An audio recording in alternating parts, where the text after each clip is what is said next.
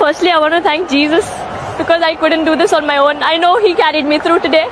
I want to thank my mom, my dad, my coach, and every single person who just believed in me throughout this time. It was really hard these last whole month, but it just feels like a dream and it's not sunk in yet. Yeah, firstly, last year I was dropped from this World Cup. This year I came in, I thought, okay, I'll try, and I was in good form, let's take it more. But things back to back just kept happening and I couldn't control anything. I had such amazing people around me who believed in me. I've almost cried every day throughout this tour. I was not doing well mentally, going through a lot of anxiety. Then being dropped was another challenge for me.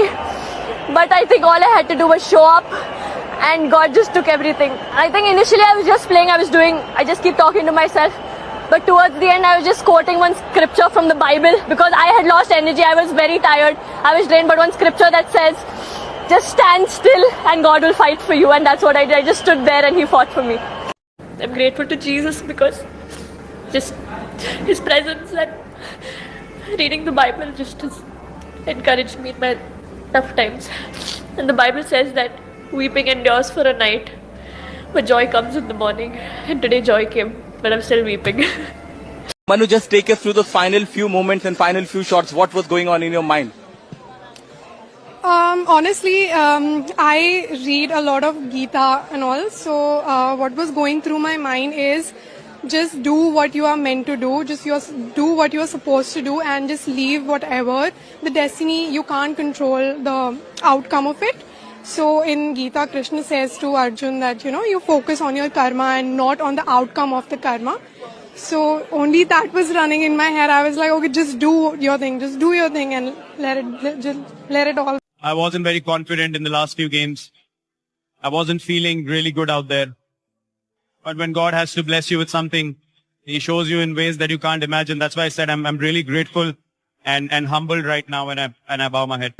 I have faith in God and He has helped me in so many ways that, like for example, in last year 23, after the Grand Swiss, I just gave up for the candidate spot.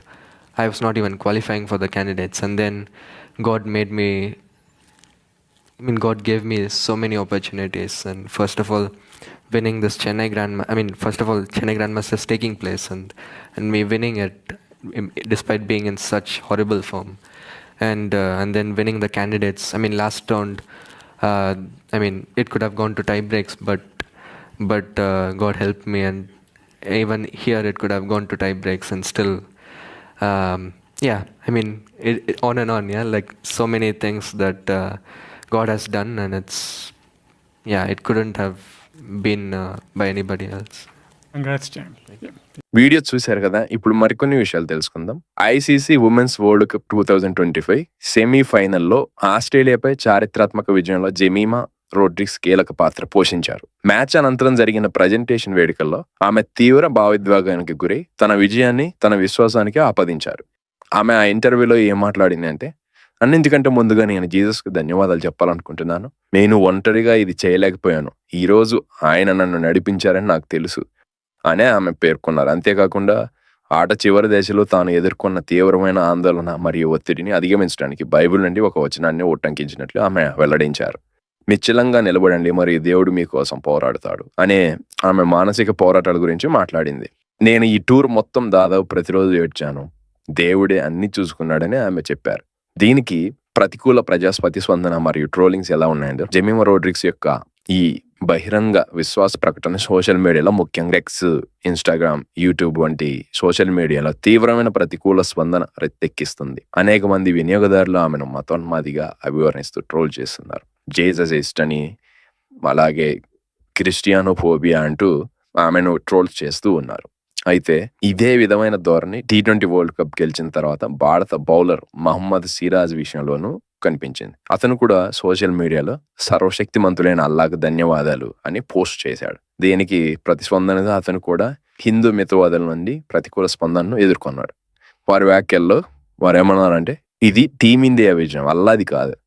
అల్లా బాధ్యత వహిస్తే భారతదేశం కాదు, పాకిస్తానే గెలిచేది అని వాళ్ళు comments చేశారు. ఇక ఈ 2 సంఘటనల నుంచి జెమిమా రోడ్రిగ్స్ మరియు సిరాజ్ వీరి సంఘటనల నుంచి ఒక ముఖ్యమైన ప్రశ్న లేవనెత్తున్నాయి. అదేమిటి అంటే, జాతీయ విజయం సందర్భంలో మైనారిటీ విశ్వాసాన్ని బహిరంగంగా ప్రకటించడం అనేది కొంతమందికి జాతీయ గుర్తింపు నుండి వేరుగా లేదా దానికి వ్యతిరేకంగా చూపబడుతుందా?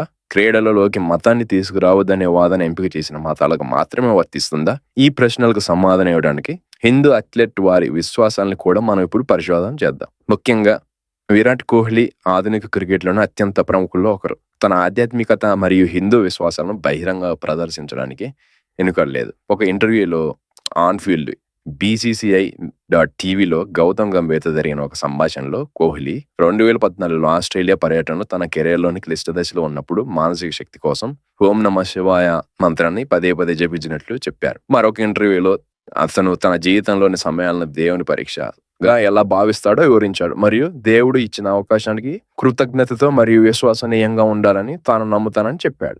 బహిరంగ కూడా వారి కోహ్లీ గారు అతని భార్య కూడా హిందూ పుణ్యక్షేత్రాలను సందర్శించారు, అనేక పర్యటనలు చేశారు. ఇవన్నీ ప్రచారంలో ఉన్నాయి. అలాగే ఒలింపిక్ షూటర్ మను భాకర్ తన విజయాన్ని నేరుగా హిందూ ధర్మానికి మరియు తత్వశాస్త్రానికి ఆపాదించినట్లు అథ్లెట్ లో ఒకరు ఈమె. అయితే ఒలింపిక్స్ అనంతరం ఇంటర్వ్యూలో ప్యారిస్ ఒలింపిక్స్ 2024లో 2 కాంస్య పథకాలకు గెలిచిన తర్వాత మను భాకర్ తన మానసిక ప్రశాంతతకు మరియు ఒత్తిడిని జయించే సామర్థ్యానికి భగవద్గీతయే కారణమని స్పష్టంగా ఆమె పేర్కొంది.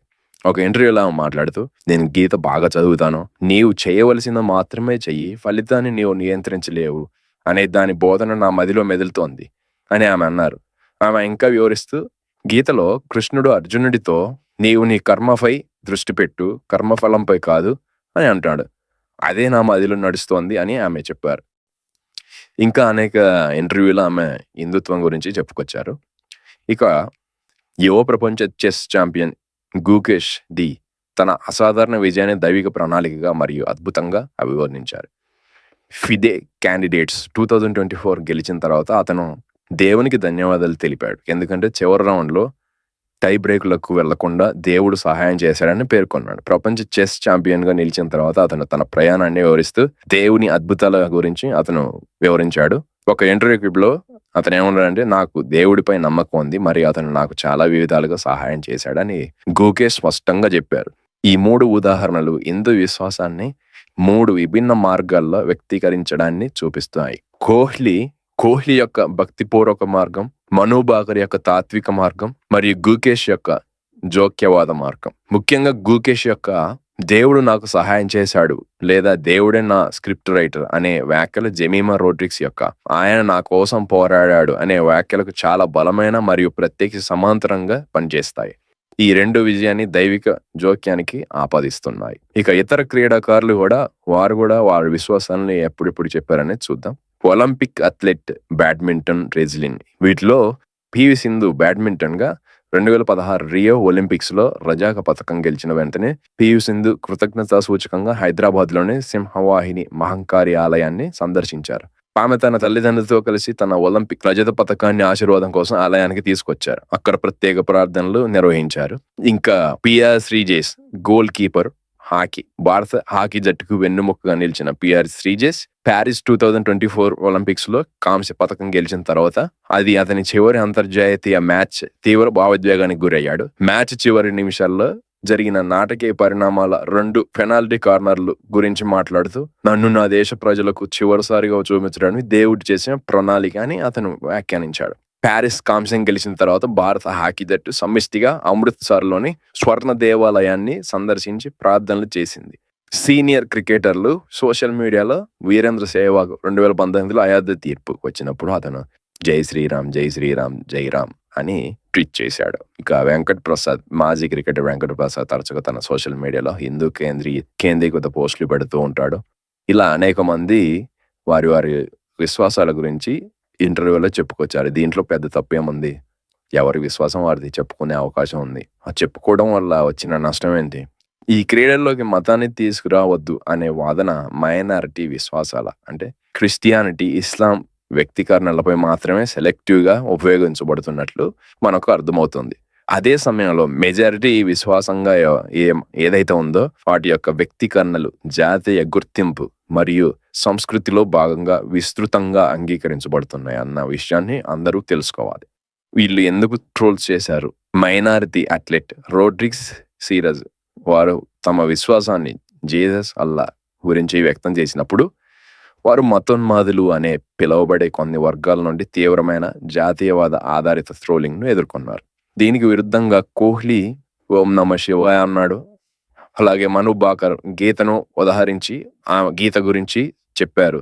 అలాగే గుకేష్ దేవుని అద్భుతాలు అని అతను కూడా చెప్పాడు. దీనికి ప్రతికూల స్పందన జరిగినట్లు ఎక్కడ కూడా ఆధారం లేదు. కేవలం మైనారిటీ అథ్లెట్ ఎవరైతే ఉన్నారో వాళ్ళని టార్గెట్ చేస్తున్నట్టు ఇక్కడ మనకు క్లియర్గా అర్థమవుతుంది. Thanks for watching.